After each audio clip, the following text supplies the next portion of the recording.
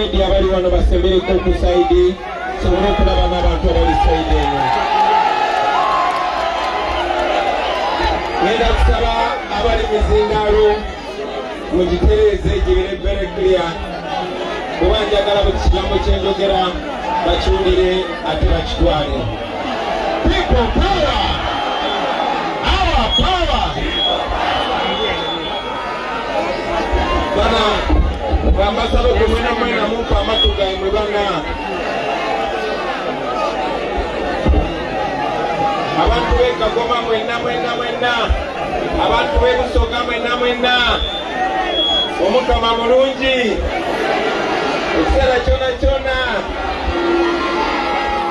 Ozikirize mbalamuseko mwenna. Assalamu alaikum wa rahmatullahi wa barakatuh.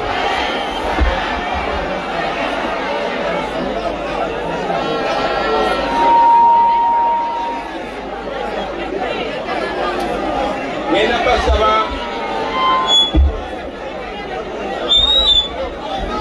people power, our power, NUP and everywhere.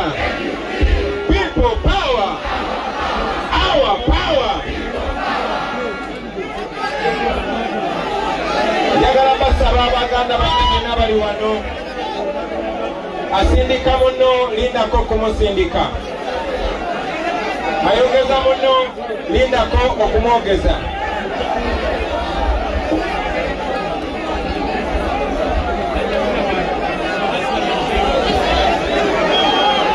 Ninze baganda bange olaba omuntu ayogera ng'oli naye omanyi wetayagala owulire message nze ngenda bawa.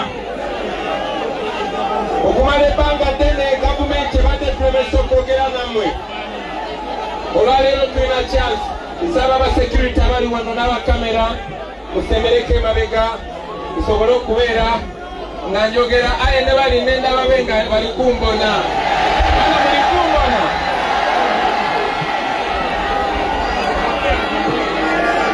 Abeeruyo byo muli kumbona. Ab'enoma muli kumpulira.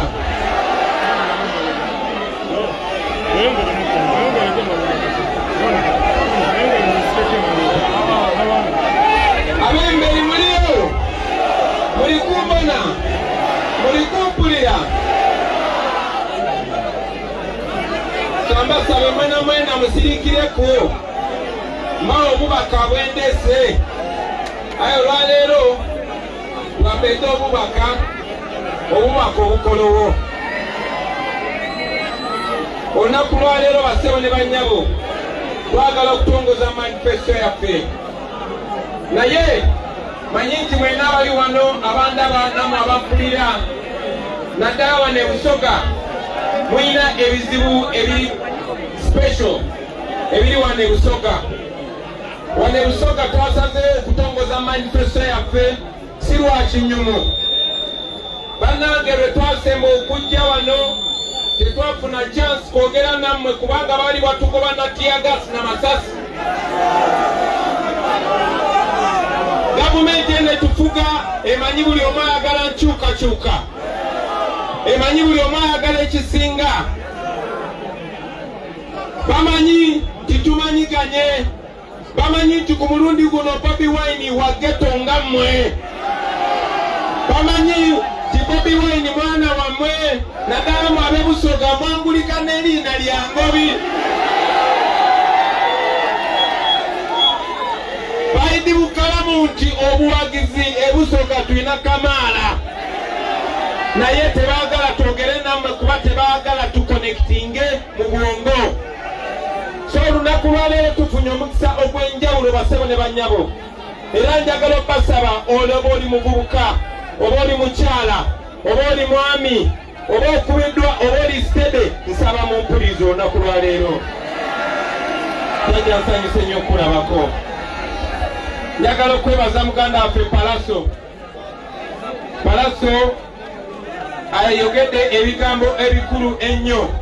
Okumala ebbanga ddene bakiteekawo nti omuntu alina okwogerera abantu alina kusiba amataayi nga gano.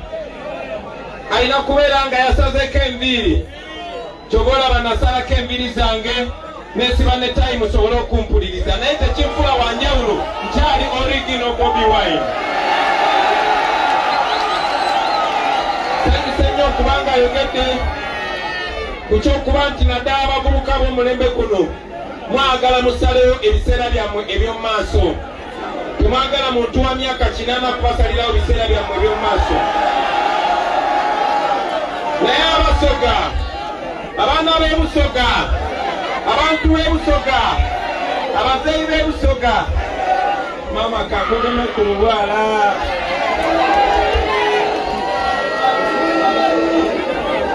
Webale ino mama, webalire ebala.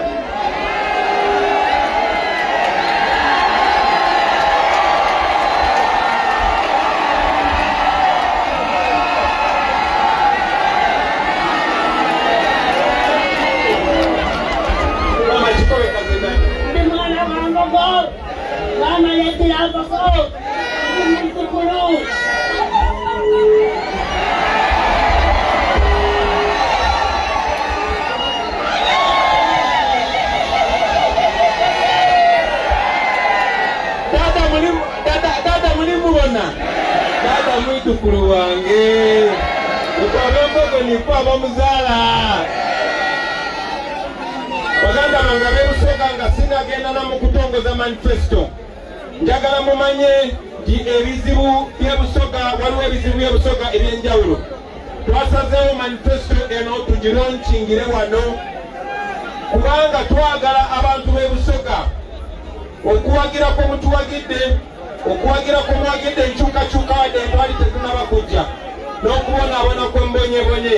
Njagala okubakakasa nti Katonda yabalonze mwe muba mukulembera sitaka eno mpaka etununula ggwanga lyaffe.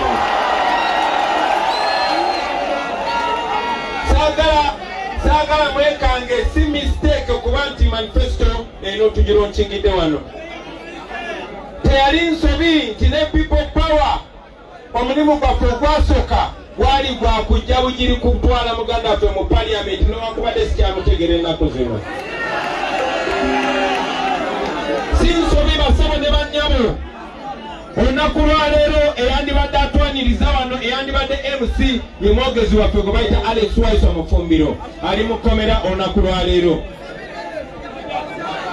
Olunaku lwaleero eyandibadde akulembera aba foot soldier okutuleeta wano Musoga bamuyita Bobby Giant ali mu komera olunaku lwaleero. Naye tetuwadde mu maanyi, tuli wano mu linnya ly'abaana b'ebusoga n'erinnya lya Alex Wise Omufumbiro. Tuli wano mu linnya ly'abafoot soldier bonna ab'ebusoga nga tutandikira ku Bobby Giant. Tuli wano mu linnya ly'abaganda baffe bonna be batta nga balwanira enkyukakyuka ne Busoga. Tumanyi nti waliwo ebizibu ebinyigiriza naddala abantu b'ebusoga naddala wano mu Jinja district. Si kipya abasebo ne bannyabo nti okufaanana n'ebitundu bya Uganda ebyenjawulo babajjako Major Cash Crop yammwe ey'ebikajjo. Tukimanyi bulungi nnyo nti factory z'abagwira ebikajjo birima naye nga n'okubitunda tokkirizibwa. Tukimanyi nti buli kyabugagga buli kyabulimi kye babatwalako basooka ne bakibatwalako ne baba nga be baguzi bokka ate ne bakisala ebbeeyi. Ebikajjo byali ku mitwalo 25 ttani kati biri mitwalo 9 oba 10 ttani. Ebyo ebizibu tubimanyi basebo ne bannyabo era omuntu abyogerako bamweta Ngobi. Tumanyi bulungi nnyo baganda bange mwenna nti 50% ettaka ly'ebusoga eririmirwako liri mu bibali oba mu bisenyi. Naye tumanyi nti babataddeko embeera okubagoba mu bisenyi kitegeeza bagezaako bagoba ku bulimi.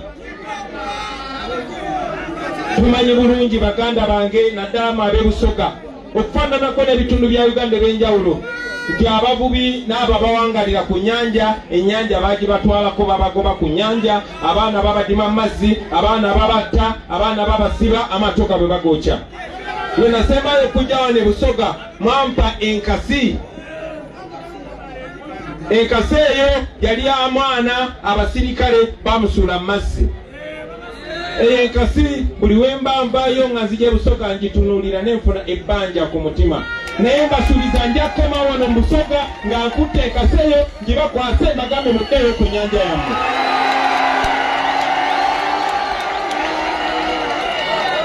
manyi bulungi nnyo tokufaananako ng'ebitundu bya Uganda ebyenjawulo.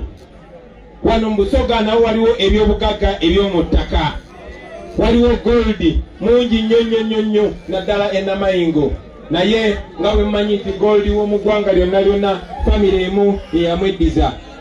Ebirombe kuba Kasanda paka Busia, kuba Namayingo paka yonna gy'oba ogenze, gold bw'ataba wa Museveni, wa mutabani we, wa mukazi we oba wa muganda we, ebyo bigenda kuggwaawo mu myezi 3 nga tumaze omujja mu buyinza. Manyi nti waliwo n'ebitundu ebirimu obugagga ate obusingawo, ebyuma eby'omu ttaka eby'omuwendo naddala ebugweri. Tuli aware, tumanyi nti bazuula ne uranium ebuyende, naye mmwe ng'Abasoga temukkirizibwa na kumanya bugagga buli mu ttaka lyammwe. Ekyo kigenda kukoma mu myezi 3 nga tumaze okujjako Museveni.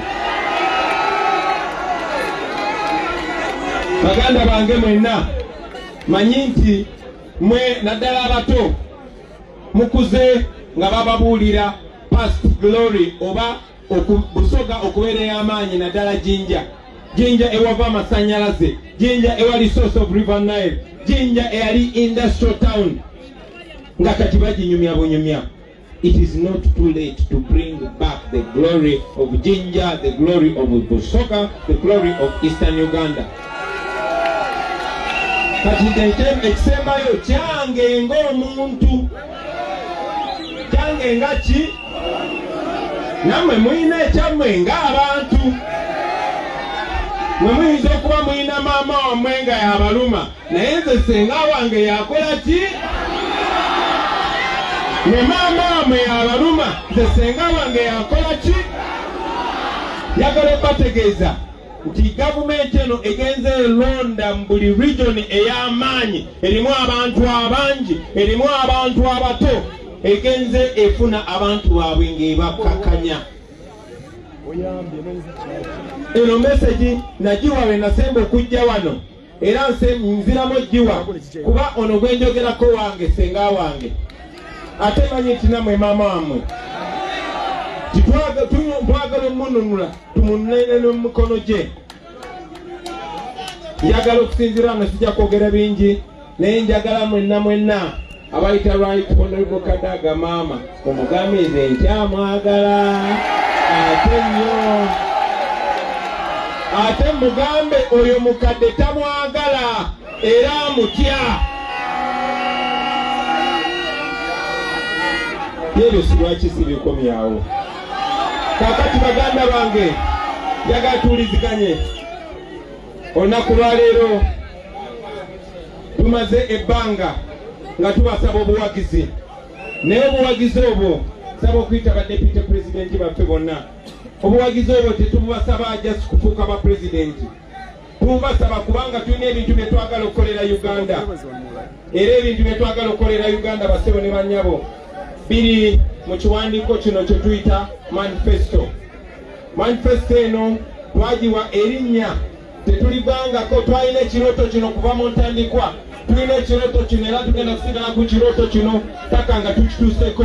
Ekirooto kino bakiyita a new Uganda now.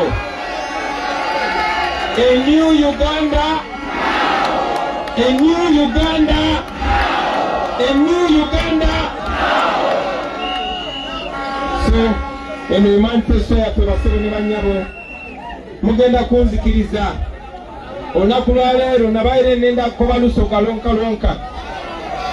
Aye nditi ne Buganda bali kumbona, aye ne Bulaaya bali kumbona, nenze byonna byenkoba olwaleero babenga bali bitegeera bukalamu.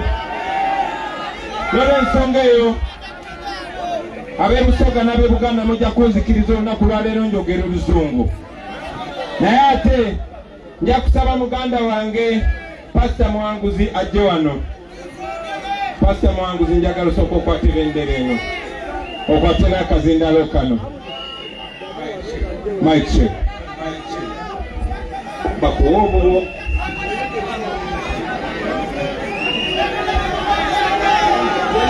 Check.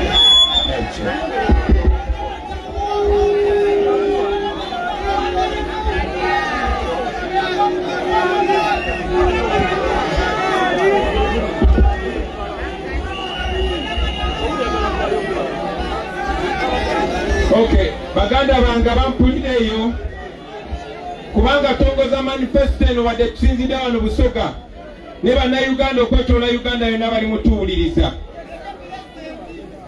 n'abaagala Uganda okwetoola ensi yonna bali mutuwuliriza nga tobiddamu mu Luzungu. Manyi nti bannayuganda okwetoola Uganda yonna bali mu kutulaba era batuwulira. I know that the whole country is watching us and they are listening to us. N'abantu mikwano gya Uganda okwetoola ensi yonna bali mu kutuwuliriza. And the friends of Uganda across the world are listening to us. Therefore today I want to speak in English so that my message can go far and wide. N'olwekyo olwaleero ngenda kwogera mu Luzungu obubaka bwaffe butuuke eri abantu bonna. You all remember that in 2021 we were not given a chance to speak deeply to you and to speak to your hearts. Munayidukira nti mu 2020 titwasobola kwogera n'imwe mutima ku mutima. We were always harassed and chased around with bullets and tear gas. Batubingaganyanga n'amasasi n'ebyasi n'endigo. And they were hiding that in the name of COVID. Era beekwekanga mu bulwaire bwa COVID oba corona. Now there is no COVID. Ayo butiwazira COVID. So we are going to talk to you. Era tujja kwogera n'imwe. Until the regime finds another reason to stop us, we will talk to you. Paka ababa tutulugunya nga bafunye ensonga ey'okutwemereza ife twidasikalanga twogera n'imwe. Therefore, ladies and gentlemen, I want you to listen to me very carefully. If you have a phone, please press record and record this message. If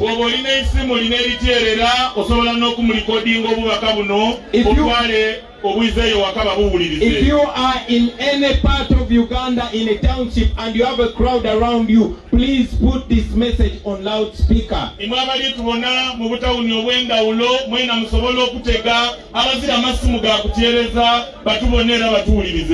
of you that are on Facebook or TikTok, please go live now. And I don't want that to stop now. I want that to go on because that social media is going to be a very important weapon in this fight for freedom and democracy.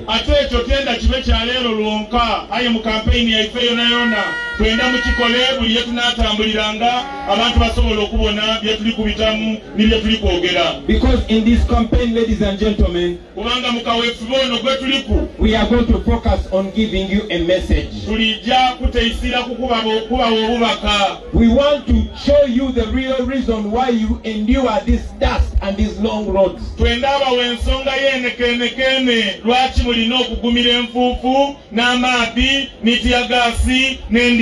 I want you to understand what you're fighting for. I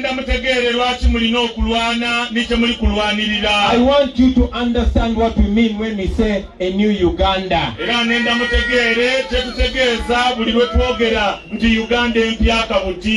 In my message, in all this campaign, I want to focus on painting a clear picture to you, a picture of that Uganda that we all want to go to.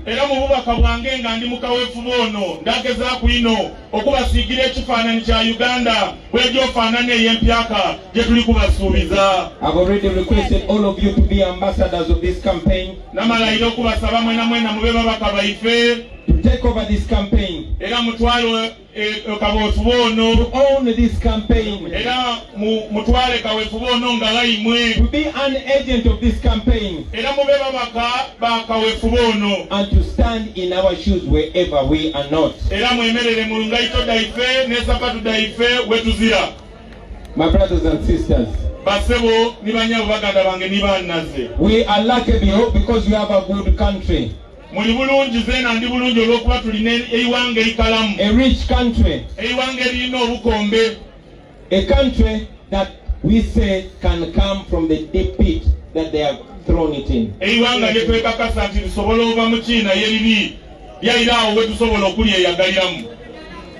Our country is in problems. But the problems in which Uganda finds itself now are almost impossible to solve.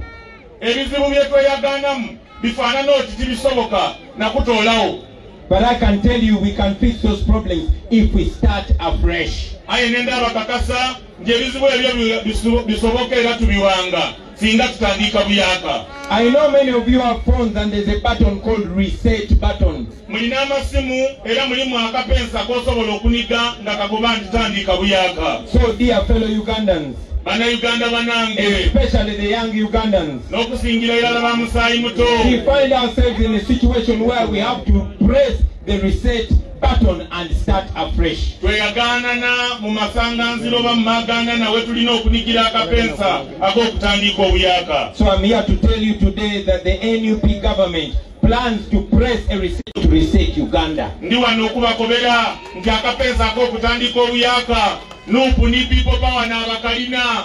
We are going to tear down, to break down the old system and start a new system. Tulijamena system ekikaire tuzimbe system empya akekolera abantu bonna bonna. A system that makes sense. Era system esobola ekola amakulu. A system that will give you a country that gives you hope. Era system erijja okuwa ensi gye weeyagaliramu era eyo gy'oloota. I'm talking about a new Uganda, a country that the world is going to respect. A country that even our brothers and sisters in the diaspora will be moving around and tell their friends that I come from Uganda, and they will not be shy of that. Jebajja okweyagaliramu era nga basobola n'okunumiza bannaibwe be bali eyo nti tuvuira Uganda era nga bayireerayibwe abazira miwuno. We know that there's a problem everywhere. Tuyiti nga ebizibu biri buli bantu. You talk about the roads, you talk about the security, you talk about the justice system. Everywhere there's a mess. Buli bantu waliwo obukyafu. But my brothers and sisters, it is possible to start afresh. And this is exactly how we're going to start afresh. I know many of you love football. And we all know that in football, there's what they call the first 11.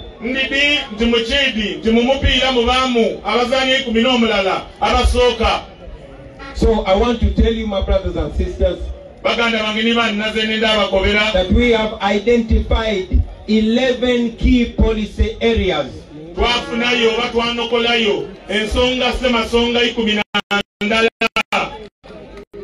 The first 11, you can call it. These are the first things that we're going to deal with.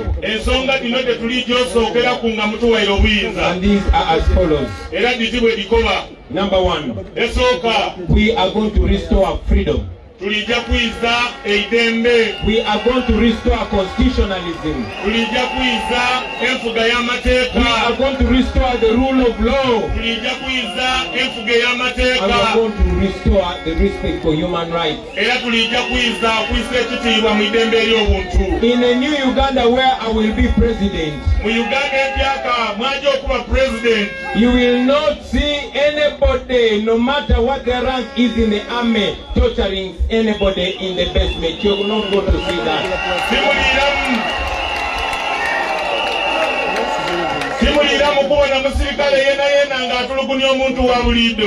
Every Ugandan will be free. You will say something, you will express your mind, and you will not have to worry what is going to happen to you for speaking your mind.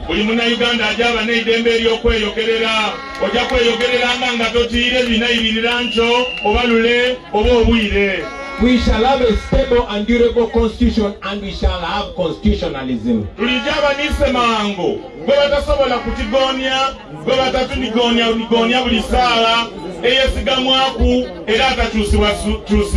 we shall have constitutionalism. In Uganda today, we have a minister for justice and constitutional affairs. But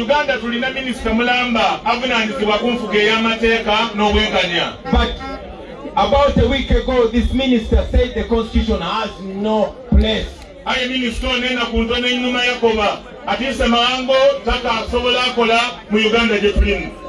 He said that it is not the election that is going to determine who governs Uganda.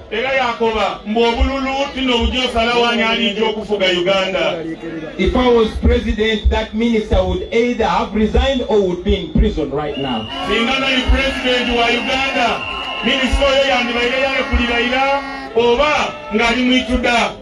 Because by being in that position and saying that, he committed treason and is liable for punishment.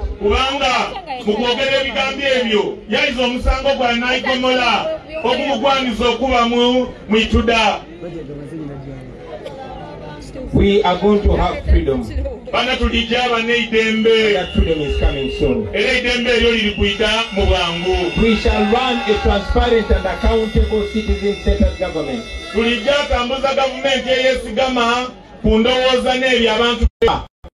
The presidential term limits and the presidential age limit.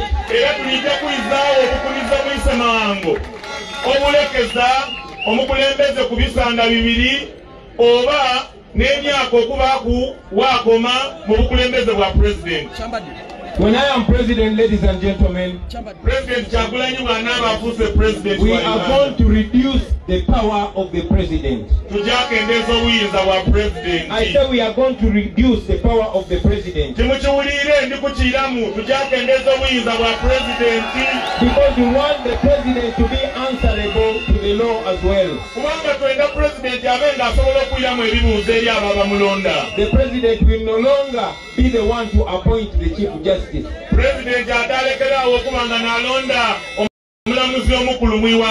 Or other judges for that matter. That duty shall instead be performed by independent authorities.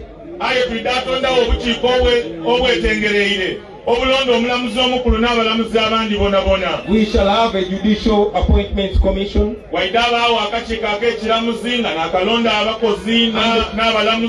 And the parliament, because it will be independent, it will also function its rightful functions.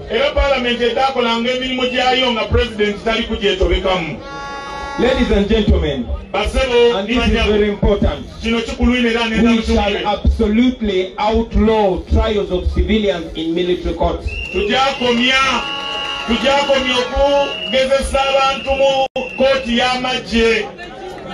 And we are going to transfer all the pending cases in the military court to the civilian courts.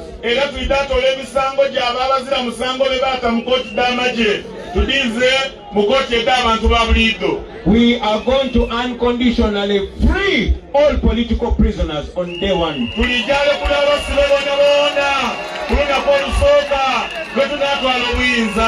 It does not matter their political persuasion.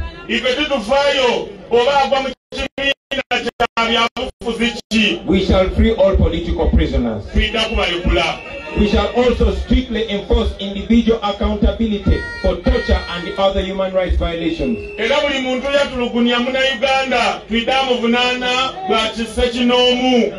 We shall also be publishing annual transparency reports showing how the government has used public resources, and those are going to be accessible to all citizens.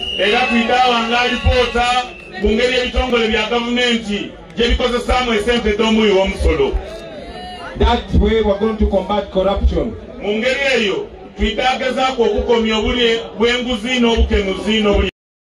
Because corruption and wasteful spending is where most of our money goes.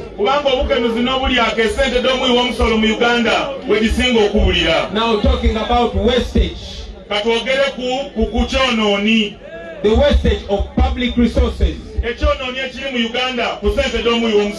I had promised myself not to talk about General Museveni in this campaign. But you cannot be solving a problem and you fail to talk about the problem.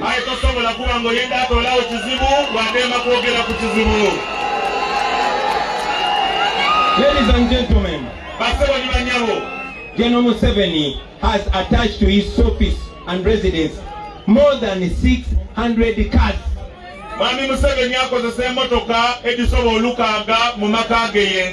Not 6, not 60, 600 vehicles. And these vehicles consume about 80 billion shillings of fuel every year. 80 billion. Emotoka ezo Museveni dakozesa olukaaga litwala esente da Uganda bilioni 8 buli mwaka. Meanwhile, the whole country of Uganda has only 170 ambulances.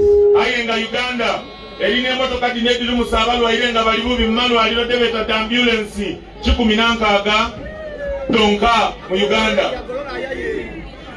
We are going to scrap that wasteful spending. Ekyo tulijja kikomya bwe mutuwa obuyinza.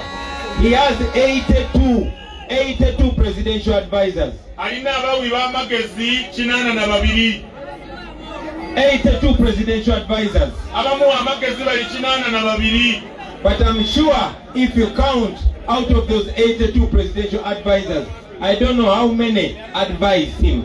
Ayenga bw'olingirira mu abo be yalonda okubanga n'abamuwa amagezi bwebekaimenye ino muyinza obulamu amuwa amagezi beyagana nga kayiye n'abala amagezi. I really want to respect them, but abokamba veko. Nandyenze ino okubawa ekitiibwa, but let me leave them alone. He has 147 RDCs. Alina ba RDC 187. He has 163 deputy RDCs. Yaba ni ababa myuka 13. So he has RDCs, he has deputy RDCs, and he has assistant RDCs. Alina ba RDC, yaba ni ba deputy RDC, yaba ni ba assistant deputy RDCs. And all of them, their duty is to spy on people and to be used as centers or agents of operation. Omulimo gwabo bona betwogeire kubega bantu yebasuze yebalire ni yebayizaku. As soon as I swear in as president, we are going to abolish all RDCs. Amangu bilonga na kamalo kulayanga president njatola obala RDC bona.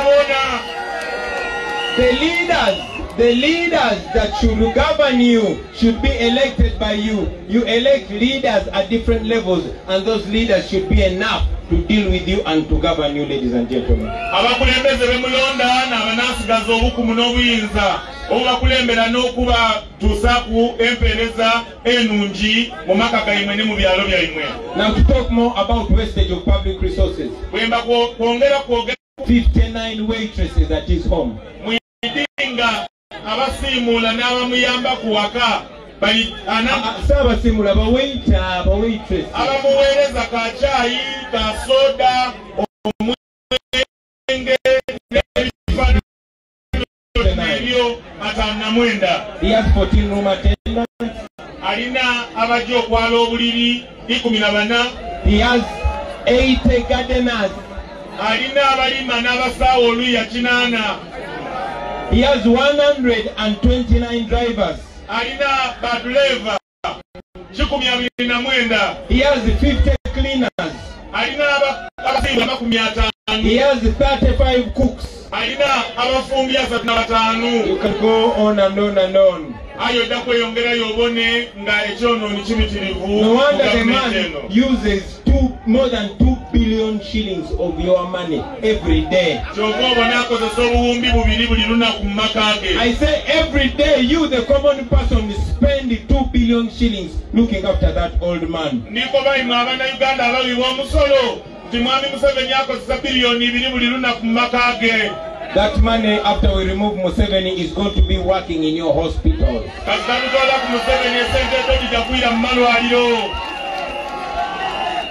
Now let me talk about our parliament. I know right here we have so many comrades that are intending to be MPs. Because this regime has made being a member of parliament the most profitable business. I have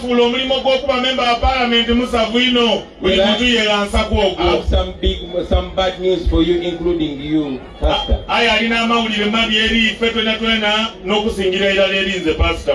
That parliament is too big. We have 529 elected MPs. You see, Uganda is one of the poorest countries in the world. Aye mukidinga Uganda n'emu ku nsi tebako batindavu ino mu nsi. But our MPs are one of the highest paid MPs in the world. Aye ate ba MP ba Uganda n'abamu ku abo abasinga okusasulwa mu nsi yonna yonna. An MP in Uganda is paid higher than an MP in Germany. Mukidinga MP wa Uganda asasulwa esente eningi okusinga MP mu Germany oba mu Bugirimani. Besides other allowances, our MP gets 35 million every month. Ng'otwoyire ku obugwira ku obwo bwe babasuulira ku musaala gwaibwe. That means every MP earns more than 1 million every day. Ekyo kitegeeza nti buli MP gw'olonda asasulwa akakaire k'esente buli lunaku. And yet some MPs ate nga MP abandi more than a month without stepping in parliament. bamala n'omwezi We have reduced parliament. I said we are going to reduce this parliament. Oli ku mukutu gwa Sama Uganda Media ku live ku Facebook. Every member of parliament, even of the 35 million every month, is given 200 million every 5 years to buy a car. Mukindi ng'otwere ku miliyoni 35 bebasasulwa buli mwezi. Aye bamuwa emiliyoni 200 buli luvannyuma lwa myaka 5 agula emmotoka empya akakapyata. We are not going to give you that money. Esente tulijagibawa kubanga munoonya akalulu nga mulina n'emmotoka. We want to decommercialize our politics. Tulikwenda kutoola sente mu byobufuzi. When I am president, people will not be killing each other to become members of parliament because it will not be lucrative anymore. Abantu bajalekera okweyita olw'okuba balikwenda ebifo by'obufuzi kubanga ebyobufuzi bidaba tubisikiriza olw'okubanga timube mu sente kamaala. The only thing an MP is, okay, not the only thing, but the most important thing an MP or a leader should get is the respect and honor. Ekintu kyonka oba kale ekikulu MP kyeyandibaire afuna n'ekitiibwa n'akanagansi. Kati mwe abalwanira oba MP mujja kuba mulwanirira kitiibwa kya honorable si ssente zaffe. Therefore, many of you are fighting to become members of parliament. You will start fighting for respect, not for money. Now, I want you to also remember that Uganda is sunk in debt. We have a national debt of more than 100 trillion. That money was borrowed in your name.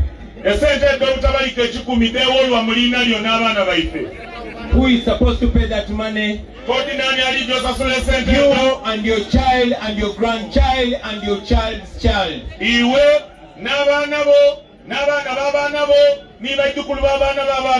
The projection is that if we are to start paying that money now, the way we are paying it, we will have to spend more than 90 years paying that money.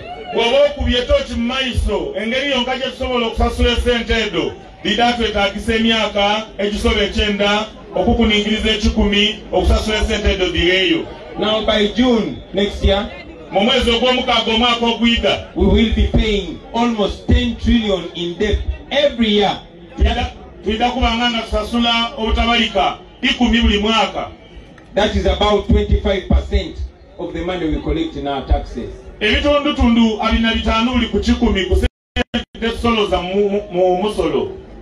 But I have a message of hope for you, ladies and gentlemen. In the new Uganda, we are going to restore financial discipline. We are going to stop the reckless borrowing. We are going to stop the wasteful expenditure of government money. We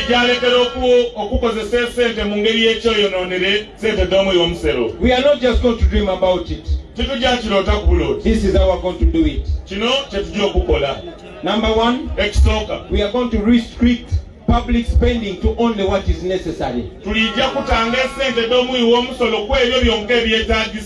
This has been done. Magufuli did it in Tanzania. Muchidinga president wa Tanzania Magufuli yachikolaku. This is being done. Traore is doing it. Ni Traore yena alikuchikola. So we are going to do it in Uganda. We have so many useless ministers, ladies and gentlemen. In a new Uganda, we are going to have only 20 ministers. After reducing the number of MPs, we are going to reduce the number of ministers. So the money that was being wasted on ministers and their lead cars and all the nonsense that goes with it is going to go back to the government coffers.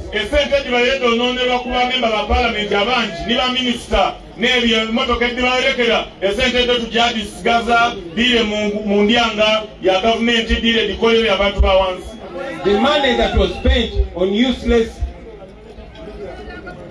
numbers of MPs is also going to be saved. I've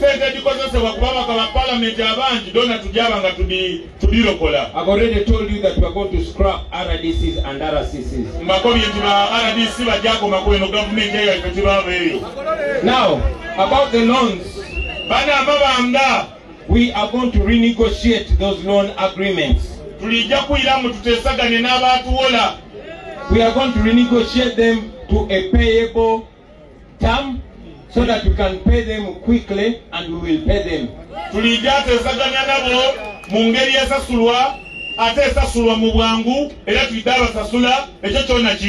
And for that money that they borrowed and stole, and those people that made deals to borrow these thieves, to lend these thieves money, we shall not pay it.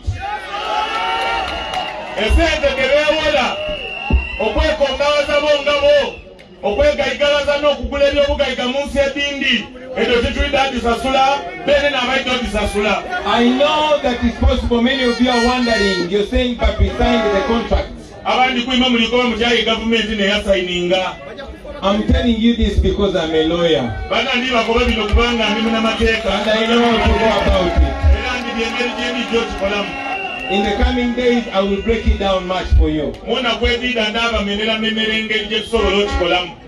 Now, I know this disturbs so many people.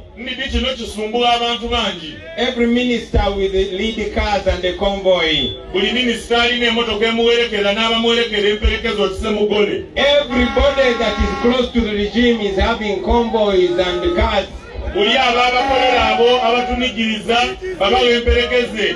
We have unreasonable allowances for ministers and MPs.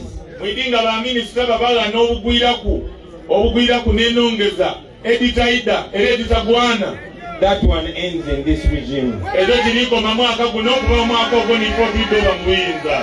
the third point I want to make is about national unity and rebuilding of communities.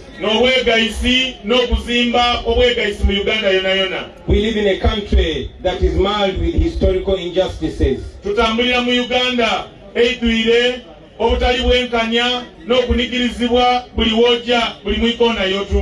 order to solve that, we are going to heal those wounds by compensating the victims of past wars and political violence. We are going to end tribalism and nepotism. We are going to stop imbalance in government jobs. In our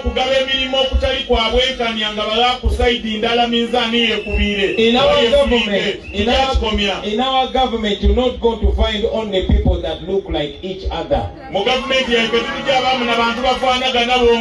In our government, you're not going to find people that speak only the same language. In our military, all generals are not going to be coming from one tribe. In the new Uganda, you will walk into you will find them in Yankole, you will find them Musoga, you will find them Uganda, you will find them Acholi, you will find every Ugandan. Getting a job is not going to depend depend on your second name or who seconds you. Okufuna omulimu mu gavumenti yaife abanuupu situjasinziira ku liina lye baakugulika. Getting a job in government is going to depend on your qualifications and willingness to serve.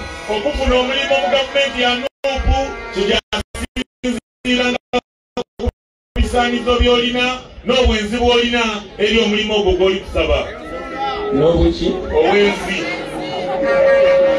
Kale agambye obwenzi.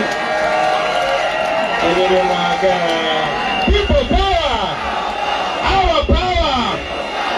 We know that so many people have been hurt. Kwidinga abantu kamala banigirizibwa bakosebwa ino. But I said it in my nomination speak and I want to say that again. Nga bwe nakyogera ku lunaku lwe baatuwandiisa ndakukiira muli wano. That in a new Uganda, Mu Uganda empyaka we are not seeking to revenge. titulijja kwesasuza. We are only seeking to start afresh Twendatandika bwa with buyaka. love and equality. Tujatandika n'omukwano n'obwenkanya. We are going to promote national unity and we shall have festivals of reconciliation. Tulijja kola ebidingida n'emikolo n'ebikuduko eby'okwegayita okukolera alalala n'okweyirizaganya ebyo bye baatubibaku ne bye baatutaamu ebitwawulayawula. I know so many of us have been tortured. Waliwo bangi kwimwa Many of our brothers have been killed. bangi abayitiibwa, Others are missing. abandi We baabula, don't even know where they are. era abandi I know there's tutulimbali. so much pain in you, my brothers and sisters. Ndidi nti mulina And some obulumi of you have kamala. come to me and said, Bobby, we cannot forgive these people. Abandi mwida We have to yali, revenge to them. abandi mwida yali But nabo I babaga tell you, my abasobola brothers and abasolera. sisters, Ayi nenda abagoba That baganda we bange. must dare to be different Tulina from okuba them. ab'endawulo kwabo. Like Nelson Mandela did. Nga Nelson Mandela bwe yakola. When Nelson Mandela took over in South Africa, Nelson Mandela bwe yatwala obuyinza mu South Africa. they established what they called a National Truth and Reconciliation Commission. Baatwala akakiiko akajja okwogerezaganya eby'amazima n'okutabagana. This commission was meant to investigate the Akakiiko gross kano human rights violations akakiiko kano kagendereramu okunoonyereza ku kutulugunya n'okuninira eddembe ly'abantu and the atrocities that had been meted on the people. n'ebiinoyino bye baali bakoze ku bantu. But they also gave chance for those people to change. Aye era baawa n'abantu abo omukisa ogw'okukyusa. My brothers and sisters, Baganda bange ne bannaze, I know you are hurt, ndidi muli mu bulumi era mwakosebwa. but let us agree that the punishment that we should give to our tormentors is to be better than them, so that they see this when they are living. Aye tuyigirizaganye basawo ne bannyabo gyekyendawulo kyekisobola okuwa abantu abo n'okuba ab'endawulo twakola ebyo bye batasuubira akola obooni tusobole okuba mu iwanga erimu emirala. Tukirize Katonda tukolere eby'amaanyi nga balaba. So that God can do wonders while they see. Atutekere emmeeza mu maaso g'abalabe baffe nga So balaba. He can prepare the table before our enemies. Tuzimbe nga balaba. So that we can boast and brag Tubagambe while they twabagamba nti tujja kubeera mu Uganda ennungi. see. So we can remind them that we promised them a new Uganda. Era tubagambe nti tubasonyiye. And then we will forgive them. Naye ekyo okubeerawo, But for that to happen, ekyo kijja kwetaaga nga nabo beekubye emitima. it will need for them to reconsider in their hearts. Now, ladies and gentlemen, Basabo ne bannyabo, I will also say this to you. ndaakoba ni bino. We will officially recognize all war-affected areas. Tuyita kusooka twetegereze ebitundu ebyakosebwa entalo. Areas like Luwero, Ebitundu nga Luweero, areas like Kacholi land, ebitundu nga Acholi, areas like West Nile, ebitundu ng'ere mu West Nile areas mu like Arua, Kasese and Rwenzori areas. ebitundu by'omu Lwenzori eyo nga mu And Kasese, many other Bundi Bujjo areas. n'ebindi. The new government will start with recovery programs in that area so that they catch up with the rest of the country. Gavumenti empyaka eya NUP erijja kutandikira ku bitundu ebyo bisobole okugemagana n'ebitundu ebindi mu ntambuza y'emirimu n'enkulankulana. We shall respect cultural leadership. Tulijja teisira n'ekitiibwa mu by'obuwangwa. We shall not undermine cultural leaders. Titujja kutyoboola bakulembeze bano. This is because We are cultured people. Kubanga twakuzibwa mu buwangwa. We are going to make all the people of Uganda feel proud of their cultures. Abana Uganda bonna nga tutufuire eyo ye baviira. Baida kubanga bawulira bulungi kweyo gye baviira. And even those cultures whose cultural leaderships have been squeezed, we shall free them. N'ababaviira mu mawanga aganigirizibwa ne baganiimirira tuyita kugayiddukira era tubasitule eyo babaswire. Uganda will be free and people will be free to belong culturally. Uganda etakwiramu ebe n'eddembe lyayo ne mu byobuwangwa. Now coming to services, bwe tuyita kumpeerezera abantu. I don't need to remind you, ladies and gentlemen, that Busoga, the healthcare system in Busoga, is sick itself.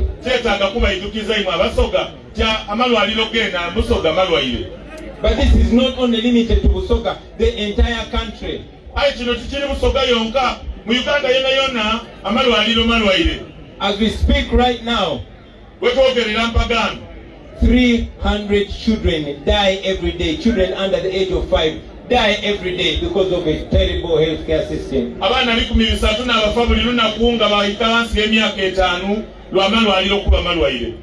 Every day, 20 women die. 20 women die giving birth. Because either there's no power in the hospital, or there are no gloves for the doctor, or there's no doctor or medical attendant. Now this is how we're going to solve it. We are going to increase government spending in the health sector by 15%. Let me make this even more clear. Not increasing it by 15%, but 15%.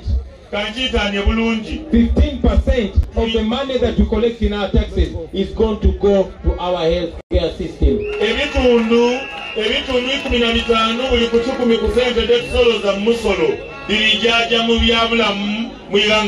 I'm not coming up with this.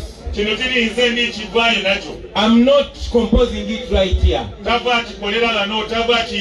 This was discussed so many years ago in Maputo and the resolution was passed. Uganda was represented